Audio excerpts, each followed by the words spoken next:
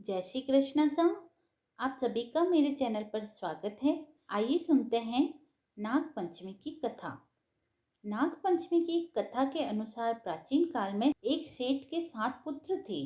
सातों का विवाह हो गया था। उन पुत्रों में सबसे छोटे पुत्र की पत्नी श्रेष्ठ चरित्र की और सुशील थी, लेकिन उसके कोई भाई नहीं था। एक दिन बड़ी बहू ने घर लीपने के लिए पीली मिट्टी लाने के लिए सभी बहुओं को साथ चलने के लिए कहा। इसके बाद सभी डलियां और खुरपी लेकर मिट्टी खोदने चल दी। तभी अचानक से वहां पर एक सर्प निकला, जिसे बड़ी बहू खुरपी से मारने लगी, लेकिन छोटी बहू ने उसे रोक दिया। कहा, मत मारो इसे, यह बेचारा निरपराध है।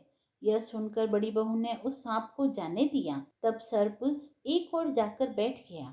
तब छोटी बहू ने सांप से कहा कि हम अभी लौट कर आते हैं, तुम यहाँ से मत जाना। इतना कहकर छोटी बहू सभी के साथ मिट्टी लेकर घर चली गई और वहां जाकर कामकाज में फंस गई, जिसके चलते जो सर्प से वादा किया था उसे वह भूल गई। छोटी बहू को दूसरे दिन ये बात याद आई कि उसने तो सांप को रुकने के लिए कहा था। वो तुरंत ही जंगल की तरफ चल दी। उसने देखा कि सर्प उस स्थान पर अभी भी बैठा हुआ है। वो बोली, सर्प भैया नमस्कार है। सर्प ने कहा, तूने मुझे भैया कहा है इसलिए तुझे छोड़ देता हूँ, नहीं तो झूठी बात कहने पर तुझे डस लेता।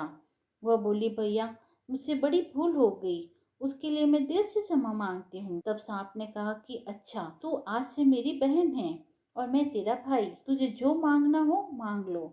वह बोली, मेरे पास एक भाई की कमी थी जो आपने पूरी कर दी। ऐसा कहकर वो घर को लौट आई।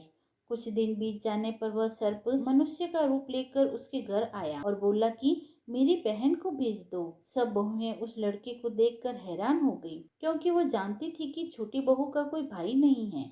तब वो बोला कि मैं दूर के रिश्ते का भाई हूँ, बचपन में ही बाहर चला गया था। उसके ऐसा कहने पर घर के लोगों ने छोटी बहू को उसके साथ भेज दिया। लड़के ने मार्ग में बताया कि वह सर्प है, इसीलिए वह उससे न डरे।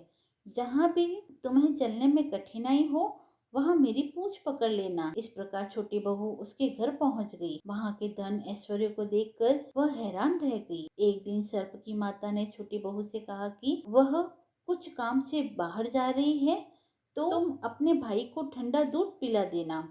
उसे ठंडा दूध वाली बात ध्यान में नहीं रही और उसने गर्म दूध पिला दिया, जिससे सांप का मुंह जल गया। यह देखकर सर्प की माता बहुत क्रोधित हुई, लेकिन सर्प के समझाने पर वह चुप हो गई। तब सांप ने कहा कि अब बहन को उसके घर भेज देना चाहिए। तब सांप और उसके पिताजी ने बहन को बहुत सारा सोना, चांदी, जवाहरात, वस्त्र आदि देकर उसे विदा किया।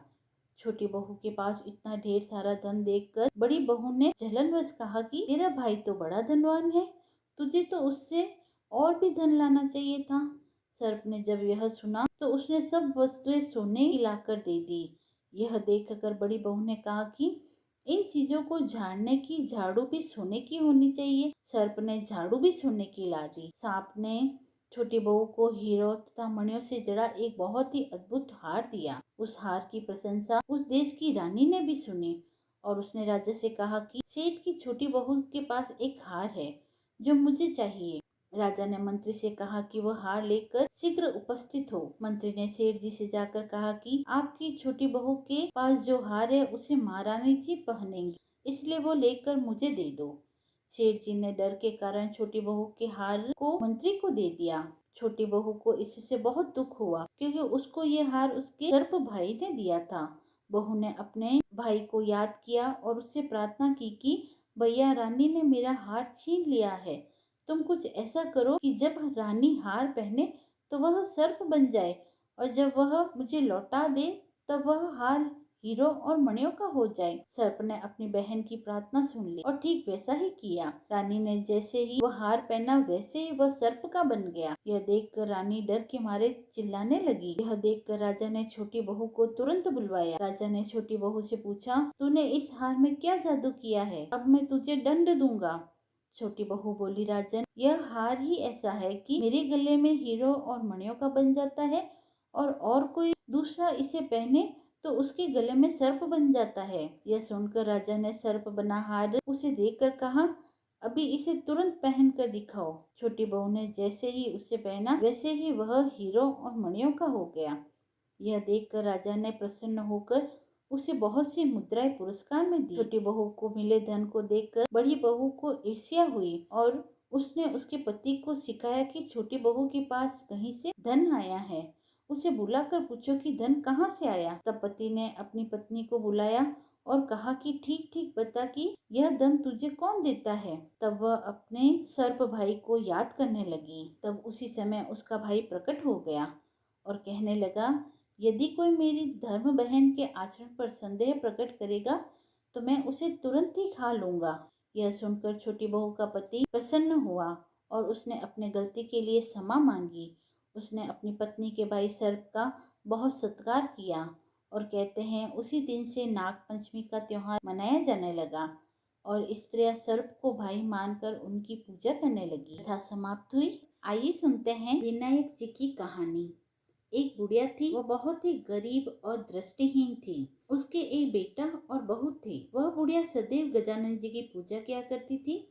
एक दिन गणेश जी प्रकट होकर उस बुढ़िया से बोले, बुढ़िया मांग, तुझे जो चाहिए सो मांग ले। बुढ़िया बोली, मुझे तो मांगना नहीं आता, कैसे और क्या मांगू। तब गणेश जी बोले, अपने बहू और बेटे से पूछकर मांग ले। तब बुढ़िया ने अपने बेटे से कहा, गणेश जी कहते हैं तू कुछ मांग ले, बता मैं क्या मांगू। पुत्र ने कहा, माँ तू धन मांग ले। बहू से पूछा तो बहू ने कहा, नाती मांग ले।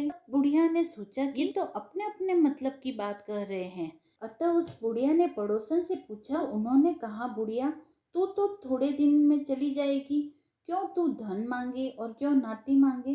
तू तो अपनी आंखों की रोशनी मांग ले, जिससे तेरी जिंदगी आराम से कट जाए। इस पर बुढ़िया बोली, हे गणेश जी, यदि आप मुझ पर प्रसन्न हैं तो मुझे 9 करोड़ की माया दे, निरोगी काया दे, अमर सुहाग दे, आंखों की रोशनी दे, नाती दे, पोते दे और सब परिवार को सुख दे और अंत में मोक्ष दे। यह सुनकर गणेश जी बोले, बुढ़िया माँ तूने तो हमें ठग लिया, फिर भी जो तूने मांगा है वचन के अनुसार तुझे सब मिलेगा। और यह कहकर गणेश जी अंतर्ध्यान हो गए। उधर बुढ़िया माँ ने जो कुछ मांगा था वह सब कुछ उन्हें मिल गया। हे गणेश जी महाराज, जैसे आप बुढ़िया पर प्रसन्न हुए वैसे ही सब पर प्रसन्न होना और सब पर आपकी कृपा दृष्टि बनाए रखना। गजानन जी महाराज की जय। यदि आपको वीडियो पसंद आया हो तो आप मेरे चैनल को लाइक शेयर एंड सब्सक्राइब करें। धन्यवाद।